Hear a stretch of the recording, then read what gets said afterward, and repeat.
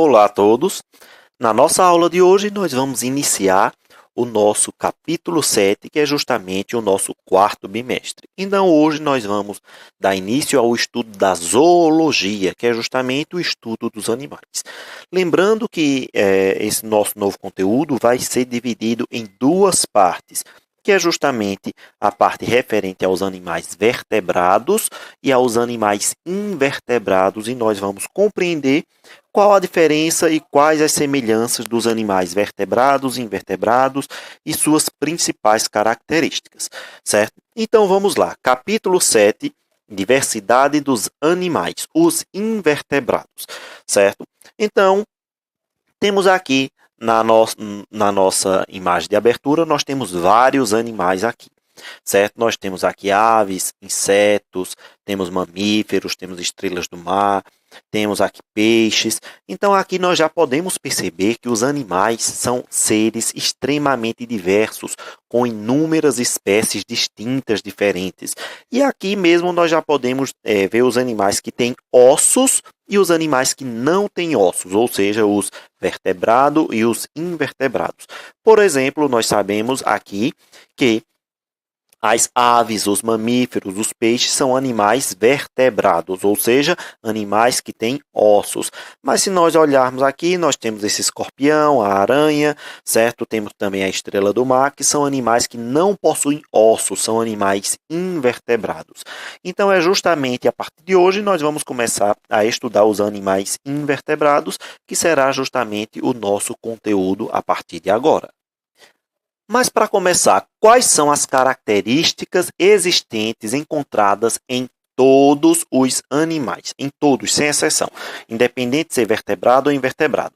Nós podemos dizer que todos os animais têm células eucariontes, ou seja, células com núcleo verdadeiro, certo? São constituídos por várias células, são pluricelulares ou multicelulares. Também são organismos heterotróficos, isto é, alimentam-se de outros seres vivos presentes no ambiente, ou seja, não fazem fotossíntese. Então, essas são as características gerais presentes em todos os animais, sem exceção. São seres eucariontes, são seres heterotróficos e são seres multicelulares.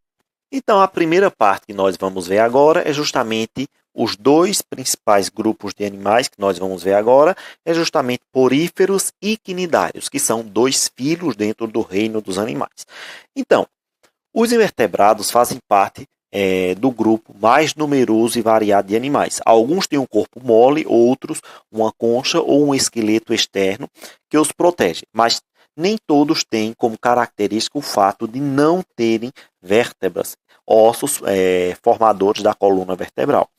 Há mais de 600 milhões de anos, o nosso planeta era muito diferente do que conhecemos hoje. Os continentes, os oceanos, a atmosfera, o clima e os seres vivos que existiam aqui eram muito diferentes. Atualmente, já se sabe que os primeiros seres vivos surgiram na água e que os primeiros animais eram aquáticos e invertebrados. Ou seja, o grupo dos invertebrados foi o primeiro grupo de animais a surgir. Então, vamos iniciar o estudo dos poríferos.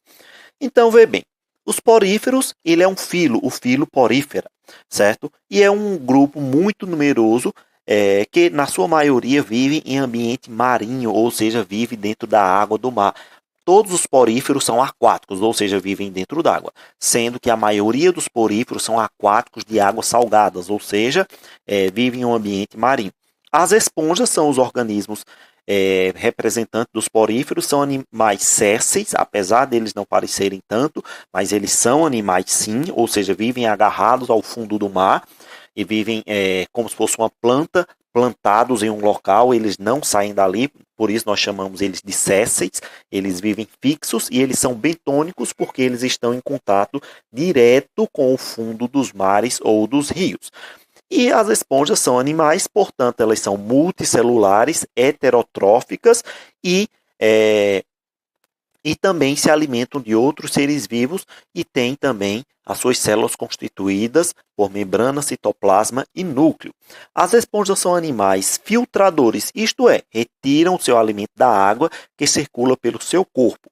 Essa circulação da água é fundamental para esses seres vivos, uma vez que se locomovem. Então, a circulação da água e a absorção de nutrientes por filtração ocorre com a participação de células especializadas denominadas de quinidócitos. A água que entra através dos poros sai por uma abertura maior, chamada de ósculo. Então, seria justamente aqui, como nós podemos ver nessa imagem. O corpo da esponja ele é todo perfurado. Dentro dele existe um grande espaço vazio, certo? Que é o que nós chamamos de átrio. Então a água entra por esses buraquinhos, esses poros.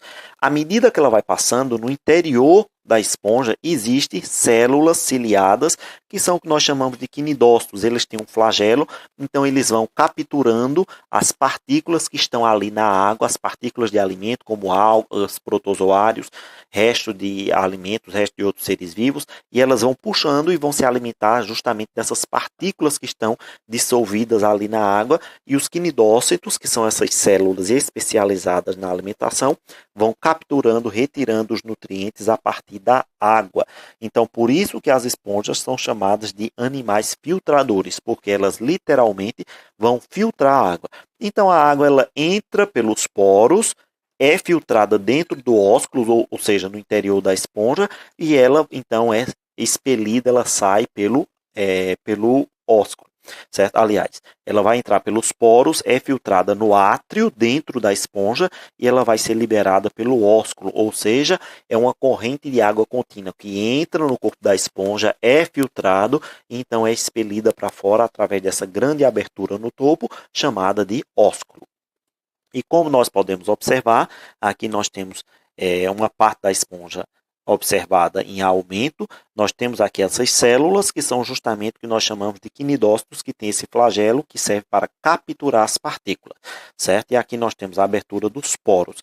Também elas têm essas estruturas chamadas de espículas, que são estruturas duras que servem para dar sustentação e também para proteção. São como se fossem espinhos. As esponjas têm textura e rigidez variada, vai depender muito da espécie.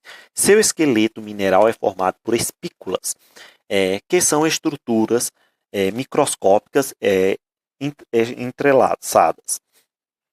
Também podem apresentar uma rede feita de um material proteico, a espongina. Elas apresentam uma grande capacidade de regeneração, refazendo porções perdidas. Ou seja, se uma parte da esponja for cortada, ela com muita facilidade consegue recuperar, crescer novamente aquela parte que foi perdida. O fragmento que se desprende também pode se regenerar, dando origem a um novo indivíduo. Se nós pegássemos e cortássemos uma esponja, aquele pedaço que foi cortado, se ele não chegasse a morrer, se ele não for devorado por um animal, por exemplo, ele pode crescer e virar uma nova esponja. E aí nós temos um tipo de reprodução que nós chamaríamos de reprodução assexuada. Certo? Então, a reprodução assexuada ocorre normalmente pela formação de um broto que se desenvolve e dá origem a uma nova esponja, que é o processo que nós chamamos de brotamento. Como nós podemos ver aqui, nós temos a esponja primária, então começa a se formar ao lado dela um broto, esse broto começa a crescer, quando ele adquire um certo tamanho, ele se desprende do corpo da esponja, então ele se desprende e vai se prender ao solo, e aí começa a formar uma nova esponja. Então, se você observar que a reprodução assexuada, porque só tem a formação de um novo ser vivo a partir de um único indivíduo, certo? Esse indivíduo primário aqui, ele está se reproduzindo sozinho, então aqui, sem sombra de dúvida, é uma reprodução do tipo assexuada. E nós temos também, nas esponjas, a presença da reprodução sexuada. Na reprodução sexuada, os gametas masculinos são lançados na água e seguem até a esponja fêmea, na qual passam pelos poros e se unem às células para atingir o óvulo. Indivíduos de algumas espécies formam dois tipos de gametas, são hermafroditas, ou seja, existem algumas espécies de esponjas que elas podem ser macho e fêmea ao mesmo tempo, são seres que nós chamamos de hermafroditas, mas as outras espécies existem indivíduos machos e indivíduos fêmeas, isso vai variar de espécie para espécie. A fecundação dá origem a uma larva, que se locomove com a ajuda dos cílios, essa larva se fixa em um substrato e se desenvolve transformando-se numa nova esponja adulta. Então, como assim? Nós temos aqui a esponja macho, certo? E aqui a esponja fêmea. O macho libera na água uma grande quantidade de espermatozoides. Esses espermatozoides eles nadam até o interior do corpo da esponja fêmea. Lá dentro do corpo da esponja fêmea vai existir a célula feminina. Então as células masculinas e femininas elas se unem, vão formar o que nós chamamos de ovo. Esse ovo, então, já é o novo indivíduo, é o embrião da nova esponja. Depois ele se desprende do corpo da mãe e ele é lançado na água. Então ele fica nadando até ir se desenvolvendo, até que adquire um certo tamanho e ele se transforma nessa estrutura aqui, que é a larva. Quando a larva já está com um certo tamanho, ela se fixa em um local no solo, começa a crescer e a formar, então, a nova esponja, reiniciando todo o ciclo.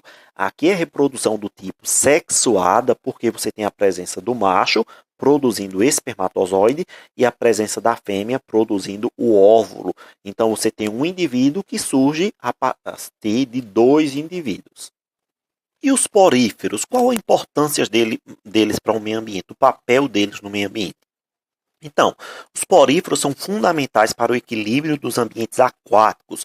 Podem servir de abrigo, alimento e local para a reprodução de diversos seres vivos, como peixes, crustáceos e moluscos. Além disso, as esponjas estabelecem uma relação ecológica com microalgas em que ambos os organismos se beneficiam. As esponjas fornecem proteção às algas, que em troca fornecem nutrientes essenciais à esponja.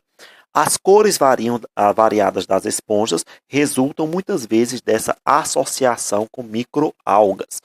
Então, por filtrarem uma grande quantidade de água, as esponjas são sensíveis à poluição dos ambientes aquáticos, indicando as condições ambientais do local. Por esse motivo, as esponjas são chamadas de bioindicadores. As esponjas, minha gente, elas são muito importantes justamente por isso, como é falado aqui. Além delas servirem de alimento para alguns animais, elas também servem de casa, de abrigo, e elas também realizam relações ecológicas, ou seja, relações mutualísticas com outros seres vivos, e isso é de extrema importância, principalmente na composição daquela região que nós chamamos de arrecifes de corais. E as esponjas também são muito importantes porque em um ambiente poluído, um dos primeiros seres vivos a começar a apresentar problemas são justamente as esponjas. Por elas serem animais extremamente sensíveis à poluição, nós chamamos elas de bioindicadores porque rapidamente elas avisam, elas demonstram se o ambiente está equilibrado ou se o ambiente está em desequilíbrio. E o outro grupo de animais que nós vamos ver hoje é justamente os quinidários. O filo dos quinidários é representado por águas vivas, as caravelas, as anêmonas e os corais. Então, mesmo sendo invertebrados simples, os quinidários apresentam células organizadas em tecidos, isto é conjunto de células especializados para realizar determinadas funções, como o revestimento do corpo, por apresentar várias células organizadas em tecidos verdadeiros, os quinidários são considerados pluricelulares. O nome quinidário deriva do fato de que os animais desse grupo apresentam quinidoblastos, ou seja, células especializadas no interior, dos quais existe uma estrutura, o nematócito, capaz de produzir uma substância urticante utilizada como mecanismo de defesa e captura de suas presas. Ou seja, se nós olharmos aqui, nós temos o corpo de uma água-viva e nos tentáculos dela e toda a pele desses animais tem essa estrutura aqui, essa célula chamada de nematócito. Dentro existe essa estrutura chamada de filamento. Quando um animal toca na água-viva, essa célula ela se abre, ela lança esse arpão com esse filamento e esse filamento ele vai ser injetado no corpo daquele animal que tocou na água viva e ele vai lançar uma toxina, uma espécie de veneno que vai causar o que nós chamamos popularmente de queimadura de água viva. Se o animal for pequeno, por exemplo, como um peixe, ela pode matar e comer ele.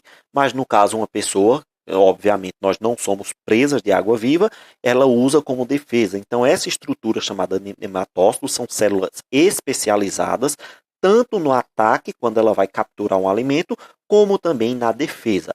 as águas vivas das anêmonas, dos arrecifes de corais, certos corais, eles possuem essas estruturas, que são justamente o que nós chamamos de nematócitos, são as células especializadas no ataque e na defesa. E as águas vivas, todos os quinidários se organizam dessa forma. Eles vão ter tentáculos, variados tentáculos, que vai depender de cada espécie. No meio dos tentáculos está a estrutura, a boca, certo? Na parte de dentro tem a cavidade digestória, que é a gastrocele, certo? E toda a sua pele é revestida por essa estrutura aqui, que são justamente as células de defesa e de ataque, que são justamente os nematócitos. Por causa deles, ou seja, por causa dos nematócitos, os organismos pertencentes ao filho dos quinidários podem provocar queimaduras e irritação também na pele humana, como as conhecidas queimaduras de águas vivas, acidentes muito comuns em algumas praias brasileiras em determinada época do ano. Então, eu acredito certamente que você deve conhecer alguém que já foi queimado por uma água viva, e é justamente porque ela entrou em contato com essas células presentes na pele das águas vivas, que é justamente os nematócitos, que elas usam tanto para se defender de animais que possam vir a causar danos a ela, como tartarugas e outros e peixes, ou então a qualquer outro tipo de animal, como elas também vão usar para capturar suas presas. E eles vão se alimentar de quê? Os quinidários alimentam-se de peixes, crustáceos, vermes e outros animais. As presas capturadas pela ação dos nematócitos, as células urticantes, têm as partes moles de seu corpo digeridas. As partes mais duras são eliminadas pela boca, ou seja, ele engole o animal inteiro, consegue digerir a parte mole e os ossos, as escamas, as espinhas, como são mais duras, ela não consegue digerir, então ela vai regurgitar, vai colocar para fora. Os quinidários, como as anêmonas, os corais e as hidras, são encontrados fixos no substrato, ou seja, elas vivem agarradas ao solo.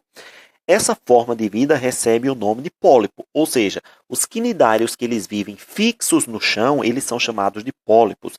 Já as águas vivas são capazes de nadar livremente, sendo essa forma chamada de medusa. Então, nós temos dois tipos de formas corpóreas nos quinidários. Aqueles que vivem agarrados ao solo são os pólipos, como no caso das anêmonas, corais e hidras, e aqueles que eles têm a capacidade de nadar de um local para o outro, são levados muitas vezes pela correnteza, são chamados de medusas, por exemplo, a caravela portuguesa e as águas vivas mais típicas como nós conhecemos. Os pólipos apresentam um corpo em forma de tubular, de cano. Uma de suas extremidades é fechada e está fixa ao substrato. A outra extremidade, onde localiza-se a boca, é aberta e rodeada de tentáculos. Em muitas espécies fixas, a deposição do esqueleto calcário de diversas gerações forma os arrecifes de corais, que são justamente aquelas estruturas de tão grande importância para a moradia, a proteção e a reprodução de inúmeras espécies marinhas. Então, aqui já deixa bem claro um dos papéis dos quinidários no meio ambiente. Eles vão auxiliar a compor os arrecifes de corais. Então, vivendo sozinhos ou em colônias, todos os quinidários são aquáticos e a maioria vive em ambiente marinho, ou seja, de água salgada. Aqui nós podemos ver, por exemplo, nós temos aqui um pólipo, que é uma anêmona, e aqui nós temos uma medusa, que é uma água-viva, que é chamada popularmente de cubomedusa. Então, nós podemos observar que ambos têm tentáculos, entre os tentáculos está a boca, certo? Então, são estruturas encontradas, as mesmas estruturas nas diferentes formas, tanto na forma polipoide como na forma medusoide. Então, os quinidários podem se reproduzir de forma assexuada ou sexuada. Os pólipos, como as anêmonas, geralmente apresentam reprodução assexuada por brotamento, muito parecido com as águas vivas. E já, no caso, a forma medusoide, elas apresentam reprodução sexuado, ou seja, com o indivíduo macho e o indivíduo fêmea produzindo os gametas. Algumas espécies de quinidários podem apresentar alternância de geração, na qual ocorre tanto a reprodução sexuada quanto a reprodução assexuada.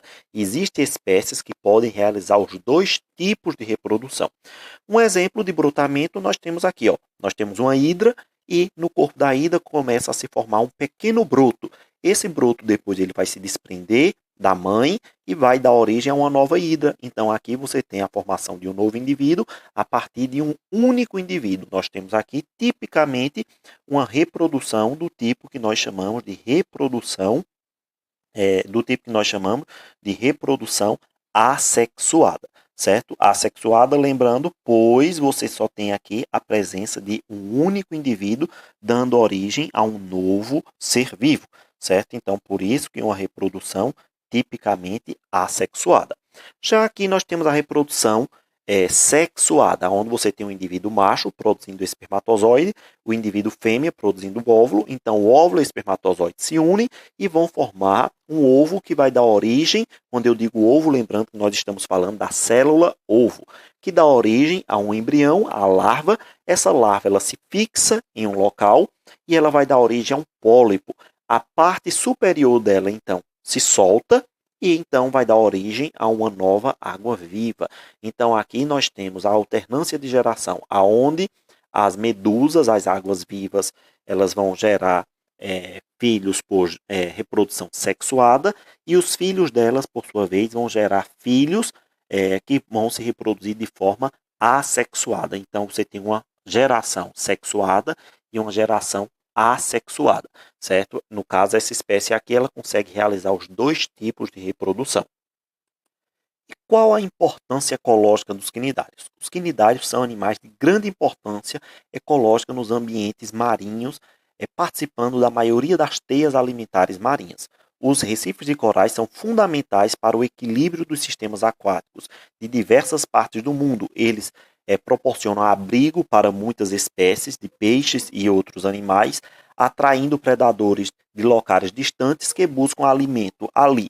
No Nordeste brasileiro, há regiões com recifes de corais, mas a maioria dessas formações é a Grande Barreira de Corais que existe lá na Austrália, com cerca de 2.000 quilômetros de comprimento. Ou seja, os arrecifes de corais, minha gente, são regiões de extrema importância. Para vocês terem uma ideia, os arrecifes de corais, eles são considerados para o mar a mesma importância que as florestas tropicais têm para os continentes. São regiões de abrigo, de reprodução e de moradia de diversas espécies de seres vivos.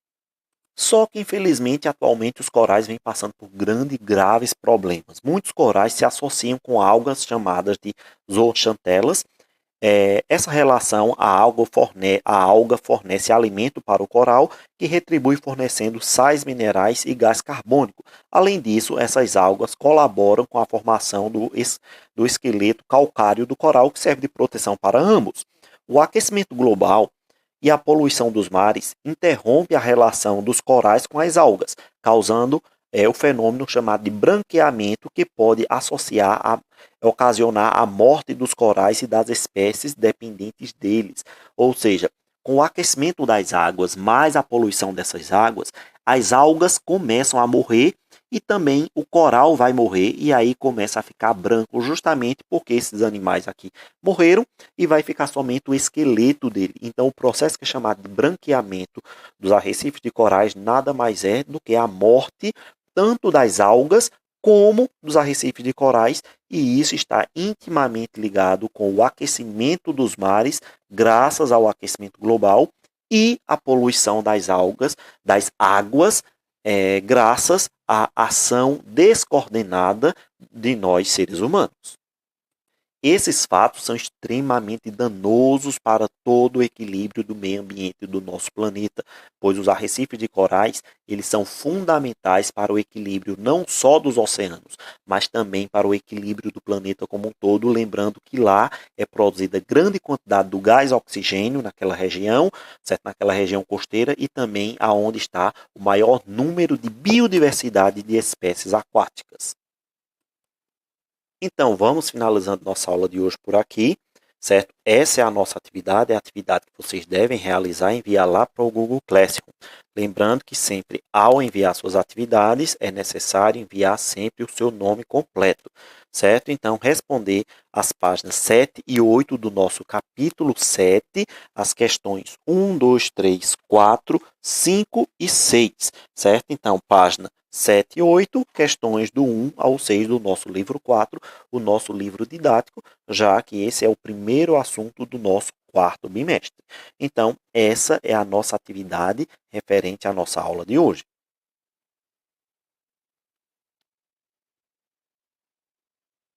Então, espero que todos estejam bem e até a nossa próxima aula.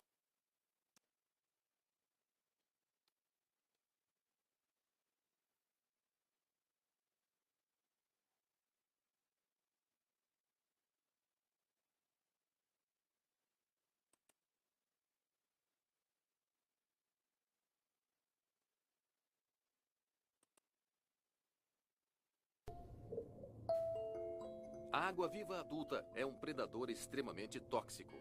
Espécie Chrysaora. Ela tem 24 tentáculos, cada um com até 4,5 metros, cobertos de milhares de células que picam e que podem causar dores intensas em humanos. Mas ao nascer, a água-viva não se parece com uma água-viva.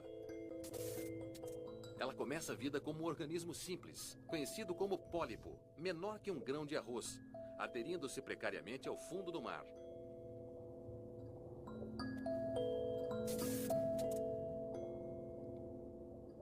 Após anos enraizado ao fundo do mar, o pólipo começa a crescer, formando segmentos. E então a ponta começa a se movimentar, e a água-viva se separa, agora em uma forma conhecida como medusa. Logo ela começará a botar ovos, chegando a 40.000 por dia. Essa é uma das formas mais antigas de nascimento. Acontece assim desde o início da